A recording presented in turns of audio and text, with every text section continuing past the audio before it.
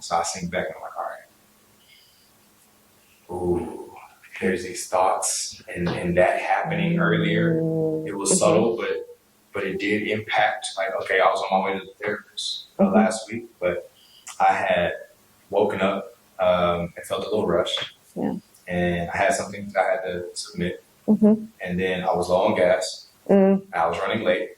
Yeah. And I had a tough conversation with my partner. Oh. And it wasn't really difficult, but it did bring In some accumulation to everything else too. And I was noticing all of these subjects. Mm-hmm. By the time I'm on the highway, my passenger mirror fell off. I just got the replacement. Right. Yeah. But it fell off on the highway.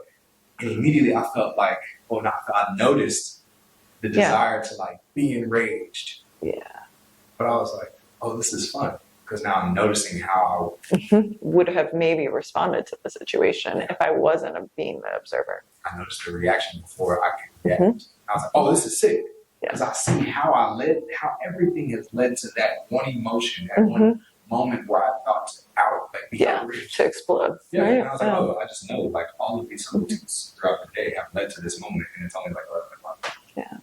I still made it to therapy on time. I had like 5 minutes to spare. Like everything's well, and it's like, and now you're choosing how to respond versus then just having like you just said, like just having that reaction. But like I appreciate you explaining it in the way that you did with the examples, because I think that we all often, there's so many points where people get to that point where the mirror falls off and people just lose it. It's like like the world's against me today. Why does everything keep going wrong? It's like, but it's the universe testing us. It's all these things. Like, are you going to keep doing what you've done in the past, or are you going to do something different? Are you learning? Are you growing? Are you actually incorporating the things that you say that you're like trying to integrate?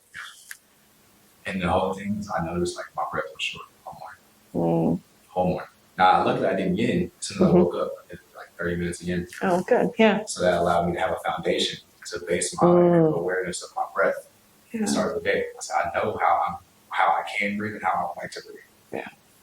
All of these happenings between that yin practice and me noticing when the mirror fell off, I hadn't really been aware of my breath, but I noticed how short. So I said, okay, let me come back to the subtle breath. Yeah. While I'm on the highway, I got my mala in my hand. I'm just breathing, taking it one beat at a time, one breath at a time. And I was realizing, like, this is how I take care of myself. This is how I can calm my nervous system. True. How I can continue to stay in that seat of awareness, be the observer of my experience rather than one who's being tossed back and forth by the wind and the waves. Yeah. Like, I'm in control of this. And Invictus is one of the poems that I continue to like refer back to my entire life. One of those last lines, it says, I am the master of my fate. I am the captain of my soul. In order to do that, there's a lot of other happenings in that poem where he talks about this shit's tough. Yeah, I was thinking that. Yeah, that whole poem, it sounds dark and grueling. But like the end is where he says, like, I go through all those things, but those are experiences. I'm the experiencer. I get to experience it all. And that's the beauty of this life. You get to notice how this physical body and this mind, how we can bring them two together and realize the tension in my body is related to the tension that's in my mind, which is also affected by the tension or the shortness of breath that I'm taking. I get these two to come back together, that mind-body connection. I get those two unified, right? Yoga is the unity of the mind and body. And the soul is really the one who's in charge of all